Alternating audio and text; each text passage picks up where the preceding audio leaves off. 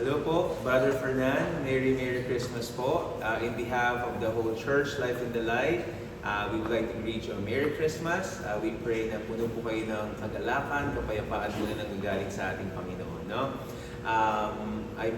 We will be sending you songs, mga Christmas songs, and we do pray na it would remind you, papaalalahanan po kayo ng totoong meaning po ng Christmas, na which is about po sa pag-ibig ng Panginoon po sa bawat isa po sa atin. At dahil po doon, pinadala niya yung kanyang bugtong na anak. Siya po yung greatest na regalo na pwede po natin makuha sa buhay na to. So I pray na kahit na minsan nakakalungkot po dyan sa trabaho niyo po, sa barko, I pray that the Holy Spirit would let you feel yung kanyang presensya, and you will be filled with joy, with peace. Lahat po ng ginagawa niyo po yun. Again, Merry Christmas po, and God bless po sa inyo.